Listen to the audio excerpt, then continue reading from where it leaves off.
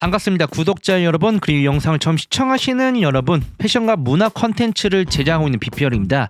소중한 시간 투자해 주셔서 감사드립니다. 이번 컨텐츠는 디자이너 브랜드 사카이에 대한 내용과 나이키 협업에 대한 내용을 준비했습니다. 사카이는 어떠한 브랜드이고 나이키와 어떠한 협업을 진행했는지 영상을 통해 확인해 주시면 감사드리겠습니다.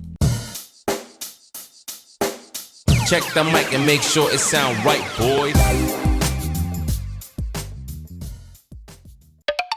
아베 치토세는 1965년 1월생으로 일본 나고야 북쪽에 위치한 기우현에서 태어났습니다. 그녀는 학창시절 나고야에 위치한 학교를 다녔고 아무래도 시골이다 보니 매일같이 2시간에서 3시간 통학을 했다고 합니다. 2시간에서 3시간이면 전주에서 거제도까지 거리겠네요. 그녀는 어렸을 적 어머니의 손재주에 매료가 됐었습니다. 재봉사인 어머니와 함께 인형의 옷을 만들어 입혔고 옷도 함께 만들어 보면서 자랐습니다. 학교에서도 인기 스타였죠. 그녀는 옷 디자인 잡지 등 일찌감치 접했고 우연히 TV 광고에서 디자이너 이세이 미야케를 보고 패션 디자이너의 꿈을 꾸게 됩니다. 그녀는 고등학교 때 독보적인 스타일로 꾸미고 다니기도 했습니다. 부모님이 함께 다니기 꺼려할 정도의 스타일이었죠. 당시 자신이 좋아하는 아방가르드한 스타일에 취했고 주위 시선을 신경 쓰지 않았습니다. 가장 중요합니다. 자신의 스타일을 이야기할 때, 표현할 때는 주위 시선을 신경 쓸 필요가 없죠. 만약 신경을 썼다면 100% 자신의 스타일이 나오지 않습니다.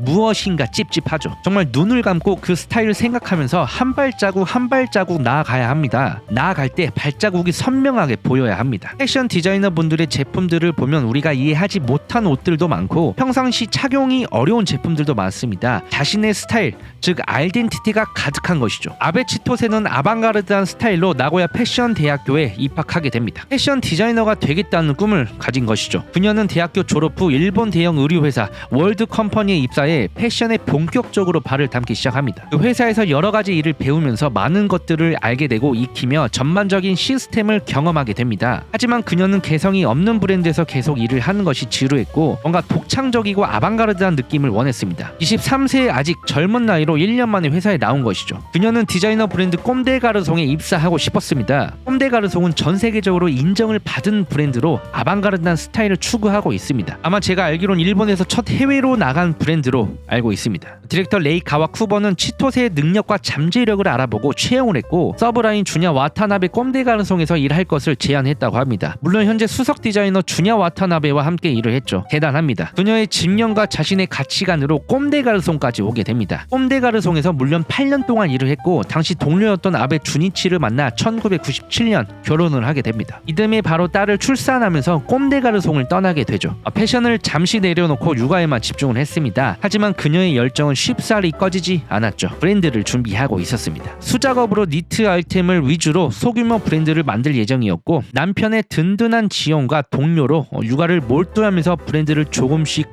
구체화시켰습니다. 2년간의 공백기를 벗어나 1999년 사카이가 탄생했습니다. Check the mic and make sure it sound right, boys.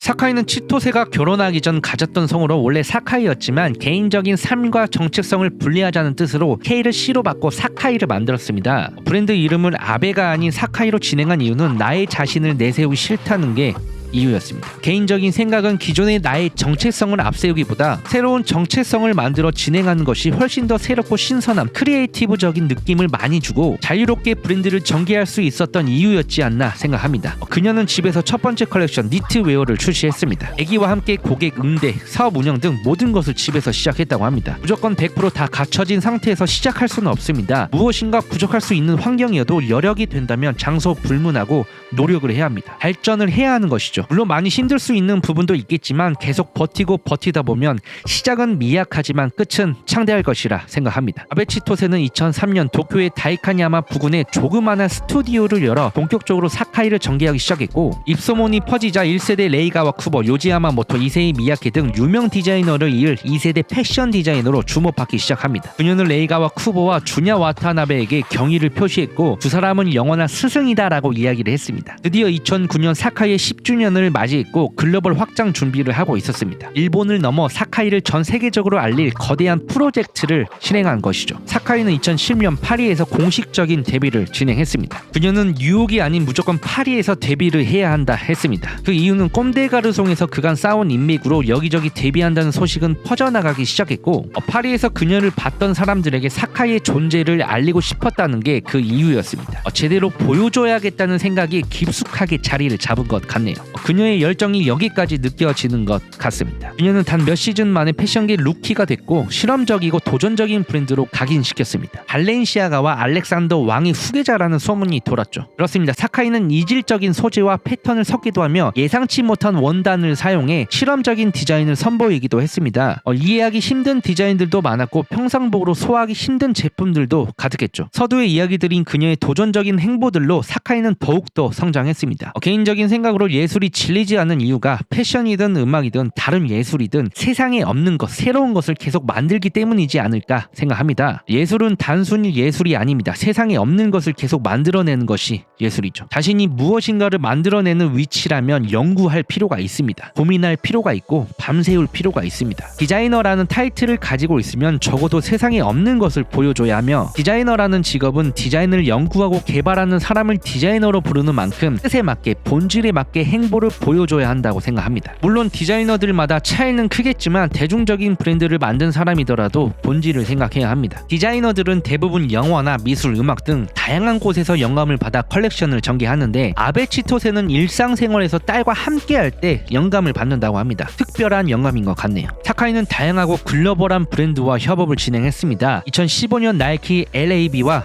협업을 진행해 사카이의 독창성과 나이키 스포츠와 결합되어 새로운 것을 창조해냈습니다. 나이키에서 평소 보여주지 못했던 행보라 신선함을 자아냈죠. 2017년엔 글로벌 아웃도어 브랜드 노스페이스와 함께 협업을 진행했습니다. 노스페이스는 장르를 가리지 않고 아웃도어의 느낌을 벗어나는 행보들을 많이 보여줬습니다. 특히 상반된 브랜드 슈프림과 꾸준한 파트너십을 체결해 큰 인기를 받고 있습니다. 개인적으로 사카이의 협업들 중 단연 노스페이스가 최고이지 않나 생각합니다. 사카이는 노스페이스의 기둥을 잘 활용했습니다. 노스페이스의 기술력과 기본적인 틀의 디자인을 그대로 가져오되 사카이는 노스페이스에게 우아함과 세련됨을 입혀줬고 식상할 수도 있는 노스페이스 로고를 앞세워 노스페이스인데 노스페이스가 아닌 컬렉션을 완성시켰습니다. 무슨 말씀이신지 아시죠? 이후 일본 브랜드 포토와 협업을 진행했고 후지와라 시로시가 이끄는 브랜드 프라그먼트 디자인, 핸더스킨, 글로벌 등 많은 브랜드와 함께했고 특히 일본 브랜드들은 글로벌한 브랜드들이 많기 때문에 일본 기반의 브랜드와 협업을 많이 한 것 같습니다. 서두에 잠깐 이야기 드린 나이키와 협업에 대한 이야기를 해보겠습니다. 가장 관심 있게 생각해 주시는 내용일 것 같습니다. 아마 한국에선 브랜드 사카이는 나이키 때문에 많이 알려진 브랜드입니다. 그녀의 창조적인 디자인들을 뒤로 한 채 신발을 잘 만드는 브랜드로 각인시켰죠. 사카이는 나이키 LAB와 2015년 SS와 FW 두 차례 첫 협업을 진행하게 됩니다. SS 컬렉션은 여성 의류에 초점을 맞춰 진행된 협업으로 나이키 아카이브들을 모아서 진행된 컬렉션이며 미래지향적인 모습을 선보인 컬렉션입니다. 사카이와 나이키는 의류 포함 나이키 에어맥스 90과 나이키 덩크 럭스 하이 두 종류를 함께 발매시켰고 역시 미래지향적인 모습을 띠는 실루엣으로 구성시켰습니다. 그냥 완성시키진 않죠. 슈레이스를 완벽하게 제거하고 슬리번 형태의 신발로 재탄생시켰습니다. FW 컬렉션에도 나이키 덩크 하이의 인기 있는 색상들을 차관시켜 나이키 덩크 럭스 하이를 구성시켰고 보온성이 높은 플러스 원단을 사용해 완성시켰습니다. 이후 두 브랜드의 협업은 감감무소식이었습니다. 감감무소식이 정말 희소식일까요? 섬유회사인 펜틀턴과 함께 2019 SS 협업 컬렉션을 선보였습니다. 당시 패션위크 때 무대 위에서 모델들이 착용한 신발들은 나이키 신발이었죠. 일반 나이키 신발이 아니었습니다. 엄청난 디테일과 특이한 디자인으로 시선을 사로잡았죠. 아마 이때부터 이슈가 됐었던 것 같습니다. 하이와 나이키 협업이 공식화됐고 일부 패션 매체들은 발빠르게 이 소식을 알리기 시작했습니다. 처음으로 공개된 제품은 나이키 블레이저 위더 덩크 제품으로 더블 슈레이스 끈과 더블 설포, 더블 수시 등 모든 게 두 개씩 자리를 잡고 있었습니다. 사카이의 아이덴티티가 듬뿍 들어간 디자인이었습니다. 반응은 의외로 뜨거웠죠. 두 번째는 나이키 LDV 와플 데이브레이크입니다. 나이키 LDV 와플 디자인의 오리지널 DNA를 그대로 가지고 왔죠. 역대급 가장 인기가 많았던 제품으로 손꼽히고 있습니다. 마찬가지로 더블 슈레이스 끈과 더블 설포, 더블 수시 등 구성시켰고 뒤쪽 부분에 나이키와 사카이 레터링을 나란히 겹쳤습니다. 기존 오리지널과 달리 신발이 살짝 커 보이는 실루엣을 선보이지만 독특한 디자인 때문에 눈길을 사로잡았고 매력적인 실루엣으로 사랑받았습니다. 이후 다양한 색상들의 신발들이 출시가 됐었죠. 성공적인 협업으로 나이키 신뢰를 얻은 사카이는 작년 10월 세 번째 협업을 진행합니다. 바로 베이퍼 와플을 선보였습니다. 두 브랜드의 시그니처 디자인 더블 스우시와 더블 설포 등 구성시켰고 미드솔은 줌엑스 베이퍼플라이 넥스트 퍼센티지 제품을 잠깐 빌렸습니다. 아베 치토세는 베이퍼 와플의 클래식을 그대로 가지고 와 다시 한번 나이키 러닝 역사의 경의를 표했습니다. 제품은 LDV 와플보다 좀 더 커졌습니다. 제품이 공개되자마자 호불호가 강하게 불었고 다음 협업 컬렉션은 얼마나 더 커질까 약간 투머치하지 않나 라는 의견들이 난무했었습니다. 저도 처음에 제품을 보자마자 나는 괜찮은데 라고 했지만 실물을 확인하는 순간 신발이 너무 커 보이긴 했습니다. 아, 호불호가 있겠구나 바로 생각이 들었죠. 하지만 60만원 리셀가를 형성시켰습니다. 그리고 최근 새로운 제품이 빠르게 공개됐습니다. 나이키 블레이저 로우 제품을 중심으로 구성시켰고 두 브랜드의 시그니처 디자인을 그대로 가지고 왔습니다. 아무래도 나이키 LDV 와플과 나이키 베이퍼 와플 제품을 비교했을 때 디자인은 최대한 뺄 건 빼놓은 느낌을 받았고 디테일은 여전히 신경 쓴 모습을 선보였습니다. 나이키 블레이저 로우 제품은 그렇게 큰 비중을 차지하는 신발이 아니기 때문에 큰 인기를 얻을지 귀추가 주목되고 있고 반스 스타일 36과 매우 흡사한 실루엣이 아닐까 생각합니다. 첫 번째 2015년 협업은 몸풀기 컬렉션으로 출발이 좋았고 두 번째 협업은 매우 성공적인 협업 컬렉션을 선보였습니다. 그 이후 컬렉션들은 조금 다 비슷하지 않나 생각됩니다. 아무래도 선보였던 디자인을 그대로 가지고 와 새로운 것을 기대했던 팬들은 조금 실망하지 않았을까 생각합니다. 아베치토셋은 나이키 블레이저 로우 발매 이후 새로운 디자인을 선보일지 아니면 똑같은 시그니처 디자인을 그대로 가지고 와 제품만 변경될지 이 부분은 그녀에게 부담되는 고민일 테지만 재미있는 과제일 것 같습니다. 지금까지 사카이에 대한 내용과 여러가지 협업 그리고 나이키와 관계까지 이야기를 해봤습니다. 저희는 다음 컨텐츠를 통해 인사드리도록 하겠습니다. 감사합니다.